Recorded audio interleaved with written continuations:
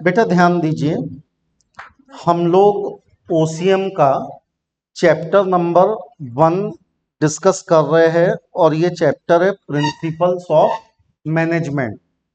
हम लोग Henry Fayol के 14 प्रिंसिपल पे बात कर रहे हैं, जिसमें हमने पहला प्रिंसिपल पढ़ा, principle of division of work. Henry Fayol कहते हैं कि काम बांटिए तो उसमें स्पेशलाइजेशन आएगा और काम स्पीड से होगा। उनका दूसरा प्रिंसिपल है principle of authority and responsibility. बिना अथॉरिटी के मैनेजर काम नहीं कर पाएगा, पर अथॉरिटी का मिसयूज हो सकता है, इसलिए उसके साथ क्या होनी चाहिए, रिस्पॉन्सिबिलिटी। प्रिंसिपल ऑफ डिसिप्लिन कहता है कि आपको हर जगह रूल्स एंड रेगुलेशन फॉलो करने हैं, चाहे लोअर मैनेजमेंट हो, मिडिल मैनेजमेंट हो या टॉप लेवल मैनेजमेंट हो, रूल्स एंड रेगुलेशन फॉलो करना ही डिसिप्लिन है। उसके बाद है डिसिप्लिन ऑफ इनिशिएटिव। मतलब एक अच्छा मैनेजर वो होता है जो अपने एम्प्लॉय को मोटिवेट करे कि भाई तुम कुछ नया सोचो, नया करो, नए आइडियाज लेके आओ। तो नई शुरुआत करने के लिए हमेशा मोटिवेशन होना चाहिए, ये कहता है principle of initiative. Principle of subordination, subordination यानी किसी को नीचे रखना और किसी को ऊपर रखना। तो हमें क्या नीचे और क्या ऊपर रखना है, तो हमें अपना इंटरेस्ट नीचे रखना है और अपनी ऑर्गेनाइजेशन के इंटरेस्ट को हमेशा ऊपर रखना है। लॉजिक ये है कि ऑर्गेनाइजेशन आगे बढ़ेंगी तो आप अपने आप ही डेवलप हो जाओगे। अगला प्रिंसिपल हमने पढ़े थे प्रिंसिपल ऑफ ऑर्डर।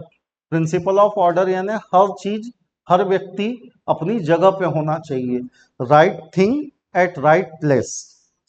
उसके बाद है principle of unity of command. मतलब एक व्यक्ति का केवल एक ही बॉस होना चाहिए। Principle of stability of tenure, नौकरी पक्की होनी चाहिए, क्योंकि जब व्यक्ति को ये पता रहेगा कि मैं कितने साल के लिए कहीं अपॉइंट हुआ हूं, तो वो शांत दिमाग से वहां रह के काम कर पाएगा। तो प्रिंसिपल ऑफ टेन्योर। उसके बाद है प्रिंसिपल ऑफ रेम्यूनरेशन। कोई भी व्यक्ति काम अच्छे से कब करेगा, जब आप उसको सही रेम्यूनरेशन दोगे। अगर आप किसी इंजीनियर को बोलेंगे कि तू 10,000 रुपये महीने में काम कर, वो काम तो करेगा लेकिन हमेशा फ्रस्ट्रेटेड ही फील करेगा। तो इसलिए रेम्यूनरेशन स्किल के, टैलेंट के अनुसार होना चाहिए। यहां तक हम लोगों ने डिस्कस कर लिया था। बेटा बताओ इधर, principle of unity of command क्या है आपके बाजू में? What is principle of unity of command? नहीं अभी तो थे ना आप, आए नहीं होंगे, पर अभी तो आप क्लास में हो ना, अभी तो समझाया मैंने। तो अभी आपका अपना ही कार्यक्रम चल रहा। बोलो बेटा, यूनिटी ऑफ कमांड का प्रिंसिपल क्या कहता है? एक पर्सन का एक ही बॉस होना चाहिए। और ये बात मैंने 2 मिनट पहले बोली। आप अपनी दुनिया में खोए थे। क्लास में आते तो जरा पढ़ाई लिखाई पे ध्यान दिया करो, सिर्फ अटेंडेंस मारने को क्लास में नहीं आना। बैठो। चलिए अगले प्रिंसिपल पे आएंगे। बेटा अगला प्रिंसिपल क्या है? Principle of equity. इक्विटी का मतलब है इक्वेलिटी। आप देखिए, मैं नागपुर में एक ट्यूशन में पढ़ता था। वो टीचर ब्राह्मण थे। मेरे साथ एक मेरा दोस्त भी था, वो भी ब्राह्मण था। तो हम दोनों वर्धा से अप डाउन करते थे।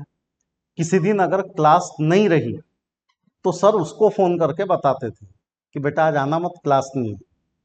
वो कमीना मेरे को नहीं बताता था। मैं यहाँ से नागपुर पहुंच जाता था और मेरे को पता चलता था कि क्लास नहीं है। तो ये इक्वेलिटी है कि इनइक्वेलिटी है? और ये आपको बहुत देखने को मिलती है इंडियन ऑफिसेस में। लोग जाति के आधार पर ग्रुप बना लेते, लोग भाषा के आधार पर ग्रुप बना लेते। मैनेजर कुछ अपने खास लोगों को फेवर करने लगता है। कई बार मैनेजर के रिश्तेदार कंपनी के अंदर होते हैं, वो उनको फेवर करने लगता है। तो ये जो चीज है ये तो गलत है।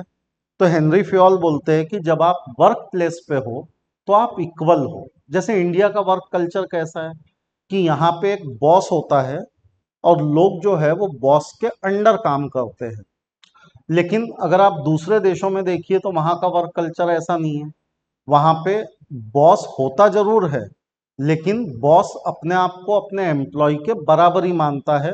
और वो बराबरी में रह के ही उनके साथ काम करना पसंद करता है। देखो इंडिया में अगर कोई व्यक्ति किसी कंपनी का बॉस बन जाए तो सबसे पहले वो अपने कपड़े चेंज करता, सूट बूट टाई फाई बांध के बिल्कुल कड़क में। आप मार्क जकरबर्ग को देखो, एक टी शर्ट डाल के दिखेगा वो आपको हमेशा, इतनी बड़ी कंपनी चला रहा, लेकिन उसका पहनावा देखिए एकदम सिंपल है। तो अपने इंडिया में ना ये बॉसगिरी बहुत ज्यादा है, और वही अगर आप दूसरे देशों में जाइए तो वहाँ उतना बॉसगिरी नहीं है, वहाँ पे इक्वेलिटी है। एक मैंने यूट्यूब पे वीडियो देखा, उसमें एक विदेशी लड़की राजस्थान घूमने गई, तो वो ऐसी रास्ते पे नहीं अलग अलग तरीके के कलाकार बैठे हुए होते हैं, तो वो एक कलाकार के पास में रुकी, उससे बात करने लगी। अब वो इंग्लिश बोल रही थी, वो कलाकार को इंग्लिश आती नहीं थी, तो बीच में एक मेडिएटर था उनके। तो वो जो लेडी थी राजस्थान वाली, वो उसको पूछती तेरी कास्ट क्या है, उस लेडी को, उस विदेशी महिला को पूछती है तेरी कास्ट क्या है। मतलब अपने दिमाग में कास्ट कितनी बैठी है कि अपन विदेशी लोगों से भी क्या पूछ रहे हैं, कास्ट क्या। जब अंग्रेज इंडिया में आए तो उनको बड़ा आश्चर्य हुआ कि यहाँ पे छुआछूत है, मतलब एक इंसान दूसरे इंसान को छूने से डरता है। तो अंग्रेजों को बड़ा आश्चर्य हुआ कि ये क्या बात हुई कि इंसान इंसान में आप इतना भेद कर रहे हैं। तो हेनरी फेयोल ने कहा कि भैया ऐसा है कि जब आप वर्क प्लेस पे हो तो आप सब उस ऑर्गेनाइजेशन के लिए काम करने आए हो, तो मैनेजर की जिम्मेदारी यह है कि वो सबको इक्वलिटी से देखे, फेयर रेमुनरेशन सबके काम के अनुसार दे। किसी को प्रमोशन देना है तो उसके टैलेंट के आधार पे दिया जाए। अब हमारे जैसे लोग हैं, हम कहीं कॉलेज में कोई पोस्ट निकली और इंटरव्यू देने चले गए, तो हमको पता है कि हम सिलेक्ट होने वाले नहीं हैं, जबकि हम वहाँ बाकी लोगों से ज़्यादा क्वालिफाइड है, उनसे अच्छा पढ़ाते हैं, फिर भी सिलेक्ट नहीं होंगे। क्यों? तो बाकी को डर लगता ना, ये सिलेक्ट हो गया तो हमारी हवा खराब हो जाएंगी। तो इक्वलिटी का जो सिद्धांत है वो वर्क प्लेस पे काम करना चाहिए, जो इंडियन वर्क प्लेस में काम करता नहीं है। तो लिखा है मैनेजमेंट, मतलब कुछ कुछ कॉलेज के मैनेजमेंट तो ऐसे है, अब नाम क्या लूँ मैं, अगर मान लो 10 लोग इंटरव्यू देने पहुंचे, उसमें एक लड़की है अगर, तो मैं कोरे कागज पे लिख के देता कि लड़की ही सिलेक्ट होंगी, वो 9 लड़के रिजेक्ट हो जाएंगे चाहे वो कितने भी टैलेंटेड हो। तो ये भी हाल है। तो इक्वलिटी हो तो फिर वो सब आधार पे होनी चाहिए। तो management should be fair as well as friendly, मतलब मैनेजमेंट का काम यह है कि सबऑर्डिनेट वो लोग होते हैं जो आपके अंडर काम कर रहे हैं। तो एक मैनेजर का, एक टॉप लेवल के एम्प्लॉय का या एक बिजनेस के ओनर का काम यह है कि वो अपने सबऑर्डिनेट के साथ में फेयर रहे और फ्रेंडली रहे, सबको इक्वली ट्रीट करे। While allocating any work, delegating the authority, deciding the monetary term, there should not be any discrimination, कोई भेदभाव नहीं होना चाहिए। एक आईएएस ऑफिसर है, उनका नाम है अशोक खेमका। अभी आज घर पे जाओगे तो इनके बारे में यूट्यूब पे सर्च करना और इनके बारे में कुछ सुनना, बहुत कुछ सीखने को मिलेगा। बेटा अशोक खेमका आईएएस ऑफिसर है, उनको लगभग हर 6 महीने में ट्रांसफर मिला। मतलब अगर उन्होंने 28 ईयर्स सर्विस की तो 28 साल की सर्विस में 56 टाइम उनका क्या हुआ, ट्रांसफर हुआ, हर 6वें महीने में ट्रांसफर। तो ये ट्रांसफर क्यों? तो ईमानदार आदमी थे, जहां जाते थे वहां पे कोई भी करप्शन है उसको सामने लाते थे, तो नेता लोग करप्शन में इन्वॉल्व होते थे तो फटाफट इनका क्या हो जाता था, ट्रांसफर हो जाता था। तो कहने का मतलब ये कि आप ईमानदार व्यक्ति को इक्वली ट्रीट नहीं करते। क्यों इक्वली ट्रीट नहीं करते? क्योंकि आपको उससे थ्रेट है। तो वर्क प्लेस में अक्सर आप ये देखते हैं कि जो ज्यादा टैलेंटेड बंदा होता है तो जितने भी कम टैलेंटेड लोग हैं वो सब पकड़ के उसकी टांग खींचने लगते हैं। अभी देखो 11th की कॉलेज में एडमिशन शुरू है, वे आज 11th की क्लास ट्यूशन भी एक सेकंड बैच में शुरू कर रहा हूँ।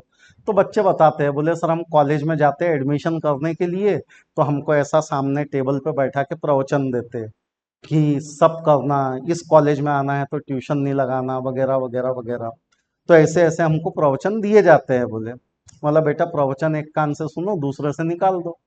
अब मेरे को बताइए, जितने भी कॉलेज के टीचर्स हैं उन सब के बच्चे ट्यूशन जाते हैं, उसमें से आधे से ज्यादा जो कॉमर्स पढ़े उनको तो, उनके बच्चों को तो मैं नहीं पढ़ाया, यहीं पे बैठ के पढ़े हो।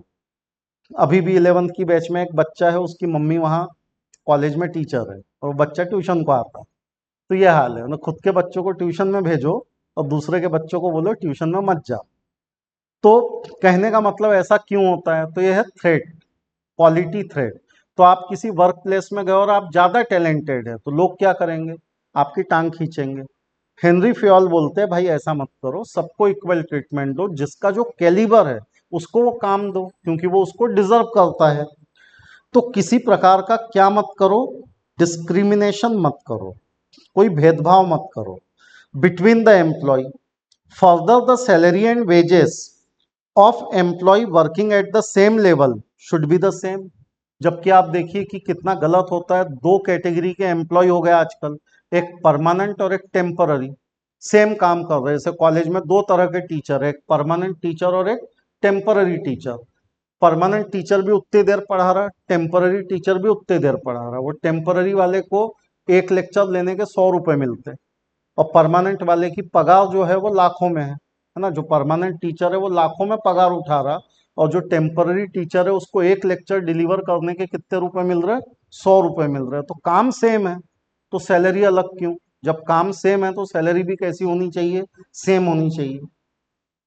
तो कहता है same even though they belong to different department, मतलब आप अलग अलग डिपार्टमेंट में भी हो तो आपका सैलरी लेवल जो है वो कैसा होना चाहिए, same. This will help to avoid conflict, इससे क्या होगा, कंफ्लिक्ट यानी झगड़े, वाद विवाद नहीं होंगे, क्योंकि आप सबको इक्वली ट्रीट कर रहे हैं विद इन दी ऑर्गेनाइजेशन। तो ऑर्गेनाइजेशन के अंदर क्या होनी चाहिए, इक्वलिटी होनी चाहिए, सबको समान ट्रीटमेंट मिलना चाहिए। तो इससे एक हेल्दी एटमॉस्फेयर रहेगा, लोग खुशी से काम करेंगे।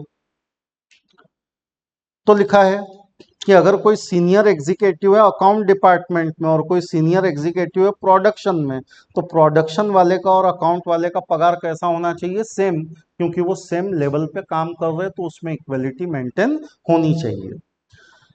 उसके बाद है बेटा प्रिंसिपल ऑफ स्केलर चेन।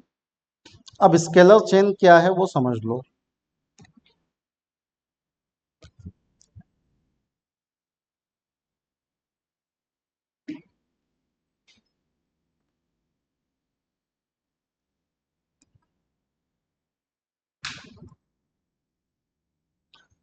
बेटा देखिए, किसी भी ऑर्गेनाइजेशन के अंदर बहुत सारे डिपार्टमेंट होते हैं और टॉप पे बैठे हुए होते हैं टॉप लेवल मैनेजमेंट के लोग, यानी कि बिजनेस के ओनर, जो पूरे बिजनेस की प्लानिंग करते हैं।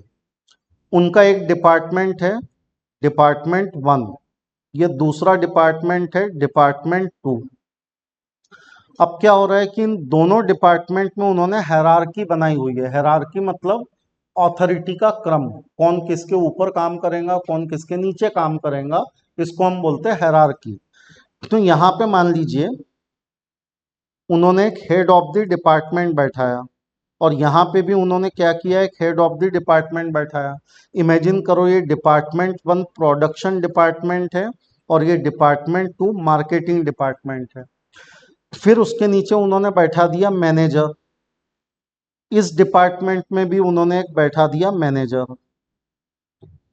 फिर इसके नीचे एक सुपरवाइजर, यहां पे भी बैठा दिया एक सुपरवाइजर। फिर सुपरवाइजर के अंडर काम कर रहे हैं वर्कर और एम्प्लॉय, और यहां पे भी सुपरवाइजर के अंडर काम कर रहे हैं वर्कर एंड एम्प्लॉय। अब बेटा ये जो है इसको बोलते हैं स्केलर चेन। ये जो दो आपको यहाँ पे ट्री दिख रही है, दो हायरार्की आपको दिख रही है, ये हायरार्की क्या कहलाती है, स्केलर चेन कहलाती है। अब इसमें होगा क्या वो समझो। अब मान लो इस वर्कर को कोई प्रॉब्लम है, तो ये वर्कर किसको बताएगा, सुपरवाइजर को। सुपरवाइजर ये प्रॉब्लम किसको बताएगा, मैनेजर को। मैनेजर ये प्रॉब्लम किसको बताएगा, एचओडी को। एचओडी ये प्रॉब्लम किसको बताएगा, ओनर को। अब ओनर बोलेगा कि मेरे पास में एक दूसरा डिपार्टमेंट भी है, वहां पे भी वर्कर काम कर रहे हैं। तो हो सकता है कि जिस तरह की प्रॉब्लम की बात डिपार्टमेंट वन का वर्कर कर रहा है, उस तरह की प्रॉब्लम किसको हो, डिपार्टमेंट 2 के वर्कर को। तो ओनर ने डिपार्टमेंट 2 के एचओडी को कहा पता करो ऐसी कोई प्रॉब्लम है क्या। एचओडी ने मैनेजर को कहा, मैनेजर ने सुपरवाइजर को, सुपरवाइजर ने वर्कर को। पता चला वर्कर ने वो प्रॉब्लम कैसे सॉल्व की, तो उन्होंने बताया सुपरवाइजर को, सुपरवाइजर ने बताया मैनेजर को, मैनेजर ने एचओडी को, एचओडी ने ओनर को। इस ओनर ने डिपार्टमेंट 1 के एचओडी को, इसने मैनेजर को, इसने सुपरवाइजर को और इसने वर्कर को। मतलब कितने बार कम्युनिकेशन हुआ, यहां से यहां, यहां से यहां, यहां से यहां, यहां से यहां, यहां से यहां, यहां से यहां, इधर से इधर, इधर से इधर, फिर इधर से इधर, इधर से इधर, इधर से इधर, उल्टा जवाब गया यहाँ यहाँ यहाँ यहाँ, ऐसा कम्युनिकेशन हुआ। अब इस कम्युनिकेशन में दिक्कत क्या है, तो दिक्कत यह है कि एक तो बहुत समय लगेगा सॉल्यूशन आने में। मतलब पहले प्रॉब्लम नीचे से ऊपर जाएंगी, फिर सॉल्यूशन ढूंढने के लिए हम ऊपर से नीचे आएंगे, फिर सॉल्यूशन को लेके नीचे से ऊपर जाएंगे, और फिर वो सॉल्यूशन पहुंचाने के लिए ऊपर से नीचे आएंगे। तो एक चेन ये, दूसरी चेन ये, तीसरी चेन ये, चौथी चेन ये, टाइम बहुत लगेगा। दूसरा जब बहुत लंबी स्केलर चेन होती है तो बात होती कुछ और है, पहुंचती कुछ और है ना। जैसे मैंने आपके कान में कोई सेंटेंस बोला, आपने अपने बाजू वाले के कान में बोला, उसने उसके बाजू वाले के कान में, तो जब हम 10वें व्यक्ति से पूछेंगे तो वो सेंटेंस बदल चुका होगा, क्योंकि सब अपने अपने हिसाब से उसमें क्या कर देंगे, चेंजेस कर देंगे। तो इसलिए ये कहा गया कि हमें गैंग प्लैंक का उपयोग करना चाहिए। गैंग प्लैंक क्या है, तो बेटा देखो, दो सेम लेवल के लोग अलग अलग डिपार्टमेंट में काम कर रहे हैं, तो हम बोलेंगे कि ये गैंग है, गैंग यानी कि टीम, और ये भी गैंग है, गैंग यानी कि टीम। और प्लैंक का मतलब क्या होता है, प्लैंक का मतलब होता है पुल, जो उनको आपस में जोड़े। तो गैंग प्लैंक का मतलब क्या हो गया कि दो अलग अलग टीम जो सेम लेवल पे काम कर रही है, उनको जोड़ने वाला एक पुल, यानी क्या कहलाता है, गैंग प्लैंक कहलाता है। तो ये कहा गया कि बहुत लंबी स्केलर चेन में बात करने की बजाय हमें किसका यूज करना चाहिए, गैंग प्लैंक का।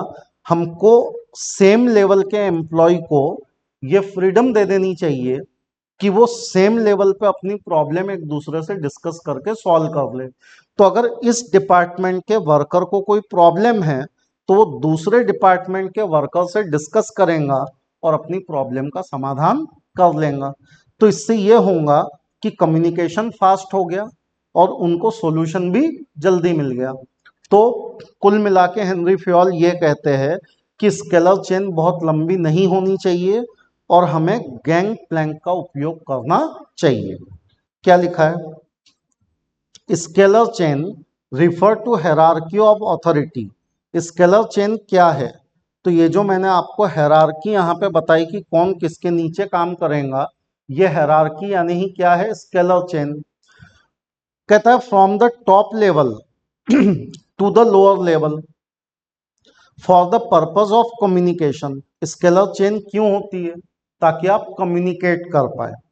Traditionally organization use to frame large scalar chain, जो कि बहुत ज्यादा टाइम कंज्यूमिंग है। तो ये कहता है however in order to avoid the longer chain we have to motivate direct communication. और ये डायरेक्ट कम्युनिकेशन क्या कहलाता है, गैंग प्लैंक कहलाता है, कि दो सेम लेवल के लोगों को आपस में बात करने की इजाजत दे दो, वो सेम लेवल पे डिस्कस करके प्रॉब्लम सॉल्व कर ले। तो ये गैंग प्लैंक है। उसके बाद है प्रिंसिपल ऑफ सेंट्रलाइजेशन। देखिए दो शब्द है, एक है सेंट्रलाइजेशन और एक शब्द है डिसेंट्रलाइजेशन।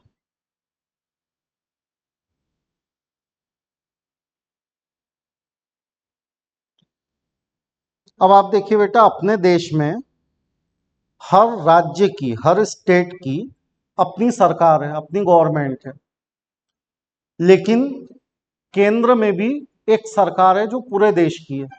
तो अगर हम बोलेंगे कि महाराष्ट्र के लेवल पे सरकार है हमारी, तो हम बोलेंगे हाँ, फडणवीस उसके मुख्यमंत्री है।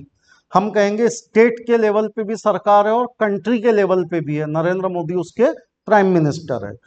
तो सवाल ये उठता है कि जब आपने चीजों को डिसेंट्रलाइज किया, मतलब आपने राज्यों को अधिकार दे दिया कि आप अपना राज्य अपने हिसाब से चलाओ, तो हमको सेंट्रल गवर्नमेंट की जरूरत क्यों पड़ी? तो सोचो, अगर सेंट्रल गवर्नमेंट ना होती तो पूरा देश एक सूत्र में बनता कैसे? फिर तो हर राज्य अपनी अपनी सरकार चलाता। लेकिन हमको तो इंडिया को एज अ नेशन बिल्ड करना था। तो जब आप किसी कंट्री को एज अ नेशन बिल्ड करोगे तो एक सेंट्रल गवर्नमेंट लगेंगी जो पूरे देश के लिए काम करे। ऐसा ही बिजनेस में है। अब मुकेश अंबानी का बिजनेस पूरी दुनिया में फैला हुआ है, मतलब उन्होंने अपने बिजनेस को क्या किया है? डिसेंट्रलाइज। लेकिन अगर वो डिसेंट्रलाइज करके छोड़ देंगे तो हर मैनेजर अपनी मनमानी चलाने लगेगा। तो उन सारे डिसेंट्रलाइज यूनिट पे कहीं एक जगह से कंट्रोल होना चाहिए। तो जब उस एक जगह से हम कंट्रोल की बात करते हैं तो उसको हम क्या कहते हैं? सेंट्रलाइजेशन कहते हैं। बेटा लास्ट बेंच, नुपुर, बताइए बेटा क्या फर्क है सेंट्रलाइजेशन में और डिसेंट्रलाइजेशन?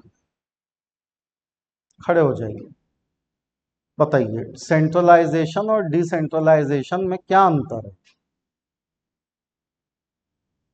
आपके बाजू वाले बेटा बताओ, सेंट्रलाइजेशन और डिसेंट्रलाइजेशन में क्या अंतर है? बेटा आपके मम्मी पापा बहुत मेहनत करके फीस भरते, एक एक रुपया जमा करके, और आप लोग आके यहाँ पे टाइम पास करते, ध्यान नहीं देते। कुछ ऐसी शर्म लाज नहीं आती क्या कि माँ बाप के साथ अपन धोखा कर रहे हैं? मतलब क्लास में आना इसलिए आना कि पढ़ाई करना है, टाइम पास के लिए थोड़ी आ रहे हैं अपन। अलग ही जोन में है आप दोनों जब से लेक्चर शुरू हुआ। अभी आज बता दे रहा, कल से सब इसको फॉलो करना कि बिल्कुल किसी भी रो में 5 बेंच से ज्यादा आप बैठेंगे नहीं। 1 2 3 4 5, मेरे को छठवीं रो में कोई दिखना ही नहीं चाहिए। सब इधर एडजस्ट होना, इधर एडजस्ट होना, पर 5 ही रो में बैठना। 6th रो में कोई भी कल से नहीं बैठेगा। और कोई भी अपने बैग ऐसे खड़े नहीं रखेगा। क्या करते? मस्त बैग ऐसा खड़ा रखते और उसके पीछे मोबाइल रखते, और किताब से ज्यादा ध्यान काय में रहता? मोबाइल में। तो फिर मोबाइल ही देखना है तो मेरे को पैसे काय को दिए? जाओ ना महावीर गार्डन में जाके बैठो, मोबाइल ही देखो। शर्म लाज तो है नहीं, अभी भी हंस रहे, दांत निकाल रहे। तो बेटा सेंट्रलाइजेशन क्या है और डिसेंट्रलाइजेशन क्या है? तो काम अच्छे से होने के लिए डिसेंट्रलाइजेशन जरूरी है, क्योंकि जब तक आप लोगों को अथॉरिटी नहीं दोगे, डिसेंट्रलाइज नहीं करोगे, काम होगा ही नहीं। लेकिन जब डिसेंट्रलाइजेशन हो जाता है तो उस पर एक सेंट्रल कंट्रोलिंग पावर भी चाहिए, और वो सेंट्रल कंट्रोलिंग पावर जो है वो सेंट्रलाइजेशन है। जैसे मुकेश अंबानी का बिजनेस पूरी दुनिया में है, पर वो अपने मुंबई के हेडक्वार्टर से पूरी दुनिया के बिजनेस पर नजर रखते हैं। तो ये क्या हो गया? सेंट्रलाइजेशन हो गया। तो centralization refer to concentration of power. तो सारी पावर आपने अपने पास में रखी, authority in one or few hand, कुछ लोगों के हाथ में पावर और ऑथोरिटी है। According to this principle there must be proper balance between centralization and decentralization. Centralization भी जरूरी है और डिसेंट्रलाइजेशन भी जरूरी है। इसीलिए तो देश में केंद्र में भी सरकार है और राज्य में भी सरकार है। राज्य में सरकार डिसेंट्रलाइजेशन, केंद्र में सरकार, ये क्या है? Centralization. This is to be done according to size of organization. जैसे स्टेट बैंक ऑफ इंडिया, बेटा स्टेट बैंक ऑफ इंडिया को पूरे देश में अपना काम फैलाना था, तो उन्होंने डिसेंट्रलाइज किया ना। गांव खेड़े में भी आपको एसबीआई की ब्रांच दिखती है, लेकिन उनका पूरा का पूरा कंट्रोल जो है वो उनके हेड ऑफिस से होता है। मतलब इतना डिसेंट्रलाइज होने के बावजूद भी कहीं एक जगह से पूरे बिजनेस को कंट्रोल किया जा रहा है, और वो जरूरी है। अगर वो ना हो तो काम ढंग से नहीं होगा। जैसे आर्मी है, आर्मी में लाखों जवान है जिनको आपने सीमा पे रखा है, लेकिन उसमें से एक भी जवान गोली अपने मन से नहीं चलाता जब तक कि उसको ऊपर से ऑर्डर नहीं आता। इसका मतलब ऊपर से ऑर्डर आना ये उनकी पावर है जो सेंट्रलाइज्ड है, और बाकी लोगों का सीमा पे होना क्या है? डिसेंट्रलाइजेशन है। Large organization mostly decentralize the power and authority. अगर आपका बिजनेस बड़ा है तो डिसेंट्रलाइजेशन करना पड़ेगा, क्योंकि उसके बिना काम नहीं होगा, लेकिन डिसेंट्रलाइजेशन में भी एक सेंट्रलाइज पावर होनी चाहिए जो सबको कंट्रोल करे। उसके बाद है बेटा principle of unity of direction. एक था principle of unity of command. Unity of command क्या कहता है? एक व्यक्ति का एक ही बॉस होना चाहिए। और यूनिटी ऑफ डायरेक्शन कहता है कि सबने एक एम के लिए काम करना चाहिए, सभी लोगों ने एक उद्देश्य को लेके काम करना चाहिए। कि लाइक हमें लग रहा है कि हमारी कंपनी का सेल्स सबसे ज्यादा हो, तो हमारा हर एम्प्लॉय इस एम को लेके चले कि हमको अपने सेल्स टारगेट को बढ़ाना है, तो इसको हम कहेंगे यूनिटी ऑफ डायरेक्शन। देखिए, देश की आजादी के लिए बहुत सारे लोगों ने कंट्रीब्यूट किया।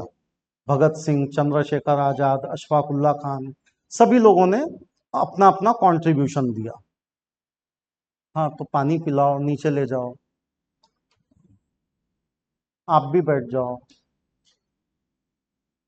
बैठ जाइए बेटा आप। हाँ, तो क्या हुआ कि सभी लोगों ने अपना अपना कंट्रीब्यूशन दिया। अब सब लोगों ने अपना अपना कंट्रीब्यूशन दिया, लेकिन हम क्रेडिट किसको देते? आजादी का। नोट पे तो एक ही आदमी का फोटो है, किसका? महात्मा गांधी। क्यों? तो it's only because of unity of direction. आप एक जगह गए, आपने बम डाला, उससे देश को आजादी नहीं मिल सकती थी। देश को आजादी तब मिल सकती थी जब पूरा देश एक होके डिमांड करे, और वो एक करने का काम किसने किया? महात्मा गांधी ने। तो वो उनका स्किल था कि जिससे उसने पूरे देश को एक डायरेक्शन दे दिया। तो ये यूनिटी ऑफ डायरेक्शन बहुत जरूरी है। अभी देखिए, देश में बहुत कुछ गलत हो रहा है। नीट की exam paper leak, SSC CGL paper leak, CUET का पेपर लीक, मतलब सीयूईटी का पेपर भी सेंटर पे बच्चे गए, शुरू ही नहीं हुआ 2-3 घंटे, तो परेशान होके बच्चे वापस चले गए। तो ये सब चल रहा है देश में, मतलब एग्जाम लीक होना। मतलब एक मंत्री से पूछा कि बोले नीट की एग्जाम का पेपर लीक हो गया। बोले कौन सी बड़ी बात है, इतने बड़े देश में तो चलता ही है। बोले, मंत्री बोल रहा कि इतने बड़े देश में तो चलता ही है। और आप अपने मंत्रियों की लिस्ट निकालिए, सबके बेटे विदेश में, सबके बच्चे विदेश में पढ़े। निर्मला सीतारमण का बच्चा विदेश में, धर्मेंद्र प्रधान का बच्चा विदेश में, वो अपने कृषि मंत्री है शिवराज सिंह चौहान, उनका बच्चा विदेश में। और जिसका कोई काम का नहीं था पढ़ने लिखने में, वो क्रिकेट कंट्रोल बोर्ड का अध्यक्ष बन के बैठा है ना। तो जो शेमड़े शामड़े है, जो पढ़ नहीं सकते थे, वो वहां पहुंच गए, और जिनके बच्चे पढ़ने में अच्छे थे वो विदेश पहुंच गए। मतलब हमारे देश के नेताओं को खुद इंडियन एजुकेशन सिस्टम पे भरोसा नहीं है। कोई नेता अपने बच्चे को इंडिया में पढ़ाता नहीं। सब नेताओं के बच्चे कहाँ जाके पढ़ रहे? विदेश में जाके पढ़ रहे। लेकिन हमारे देश की जनता सोई हुई है, आवाज ही नहीं उठा रही कि यहाँ का एजुकेशन सिस्टम ठीक क्यों नहीं होता। तो इसके लिए क्या जरूरी है? Unity of direction. कोई लीडर ऐसा चाहिए जो शिक्षा पे बात करे और शिक्षा के मुद्दे पे लोगों को एक साथ लाए। पर अपने यहाँ तो ऐसा है कि चुनाव जो होते हैं वो जात के नाम पे होते हैं। इंडिया के चुनाव में से जात हटा दो तो चुनाव का कोई महत्व ही नहीं रह जाता। एजुकेशन के बेस पे चुनाव कोई जीते, ये तो नेक्स्ट टू इम्पॉसिबल है। अगर ऐसा होता तो पढ़े लिखे लोग नेता होते, और जिन्होंने स्कूल कॉलेज बनाए हैं, उनको डेवलप किया है, वो लोग सत्ता में आते। पर अपने देश में ऐसा होता नहीं है। तो कहने का मतलब यूनिटी ऑफ डायरेक्शन क्यों चाहिए?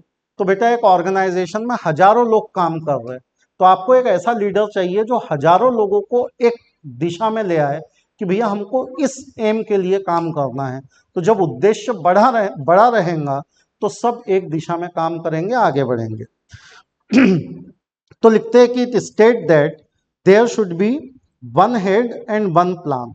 मतलब एक व्यक्ति एक प्लान रहे, और पूरे लोग, पूरी ऑर्गेनाइजेशन जो है वो उस प्लान के पीछे हो, तो फिर उस ऑर्गेनाइजेशन को बड़ा होने से आप रोक नहीं सकते। आगे लिखते हैं कि each group in the organization should have the same objective. हर ऑर्गेनाइजेशन में जो अलग अलग डिपार्टमेंट है, अलग अलग ग्रुप है, सबका एक ही टारगेट, एक ही ऑब्जेक्टिव होना चाहिए। कहता है it should be directed by one manager using single plan. तो सब लोग अपना अपना काम करें, लेकिन सबका उद्देश्य क्या होना चाहिए, एक होना चाहिए। तो हमारे आज़ादी की लड़ाई में कई नेताओं ने अपना कंट्रीब्यूशन किया और सबका एक ही एम था कि देश को आज़ादी मिलनी चाहिए। रास्ते सबके अलग अलग हो पर एम सबका एक था। आज हमारे नेताओं का एम ये नहीं है कि देश का विकास हो, बच्चे पढ़े लिखे। ये एम क्या है, सत्ता हासिल करना।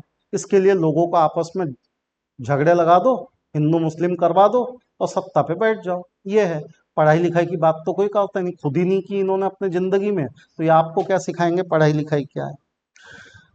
उसके बाद है principle of spirit D corps, यानी कि टीम वर्क। कैसा है, कोई भी काम बिना टीम वर्क के सक्सेसफुल नहीं होता। मैं बहुत अच्छा पढ़ा रहा हूं पर आप अच्छा पढ़ ही नहीं रहे, तो फिर रिजल्ट कहाँ से आएगा। तो result is a team work. आपको भी पढ़ना है, मुझे भी पढ़ाना है, मम्मी पापा को भी आप पे नजर रखनी है कि कब आप कमरा बंद करके मोबाइल देख रहे हैं, हाँ कब आप क्या कर रहे हैं। तो वो सब चीजें जब होंगी टीम वर्क तो उसका नतीजा सामने आएगा। तो ऐसी कोई क्रिकेट की टीम है तो वो कोई एक व्यक्ति के कारण थोड़ी जीतती है, पूरी टीम मिल के काम करती है तब जाके जीतते हैं। बिजनेस में भी ऐसा ही है, सब मिल के काम करेंगे तब सक्सेस मिलेगा, सब मिल के काम नहीं करेंगे तो सक्सेस नहीं मिलेगा। अभी अपने देश में क्या हो रहा, पहले ऐसा होता था कि ग्रेजुएशन की पढ़ाई को बहुत महत्व था, है ना। बच्चे BCom, MCom, BBA, BCCA, MA, MPhil ये सब करते थे क्योंकि इनका महत्व था। अब ये हुआ कि ग्रेजुएशन का डब्बा गोल हो गया। मैं आपको बताता हूँ कि जब हम लोग ग्रेजुएशन पोस्ट ग्रेजुएशन करते थे तो हमारी एग्जाम में सीए लेवल के क्वेश्चन आते थे, बीकॉम एमकॉम में। बस इतना फर्क होता था कि सीए में वो क्वेश्चन पूछा गया अगर 5 मार्क के लिए तो हम पे थोड़ा रहम खाते थे, हमको 10 के लिए पूछते थे, पर लेवल वो मेंटेन करते थे। अब तो ऐसा है कि ग्रेजुएशन लेवल से अकाउंट, टैक्स, इनका डब्बा ही गोल है। फॉर्मेलिटी के लिए सब्जेक्ट रखे हुए हैं कि भैया एक बोलने को कि बच्चे ने अकाउंट पढ़ा, बच्चे ने टैक्स पढ़ा, सिर्फ बोलने के लिए, उसका जो मेन क्रक्स था, सब्जेक्ट का जो इसेंस था वो पूरा खत्म कर दिया। तो अब अगर बच्चा ग्रेजुएट होके निकलता भी है तो वो कोई काम का नहीं रहता। तो कहने का मतलब ये है कि हमारे देश में ग्रेजुएशन की पढ़ाई का कचरा करके क्या किया जा रहा है, सिर्फ एक लेबर फोर्स क्रिएट की जा रही है ताकि कल अंबानी अदानी को कम पैसे में सस्ता लेबर चाहिए तो हम बोलेंगे कि ये है सस्ते लेबर जिनको कुछ नहीं आता, लो इनको अपनी फैक्ट्री में 10-20 हज़ार।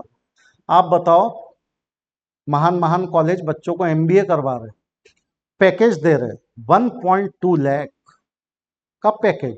1.2 लाख यानी 1,20,000 रुपये प्रति वर्ष, भागितले 12, 10,000 रुपये महीना।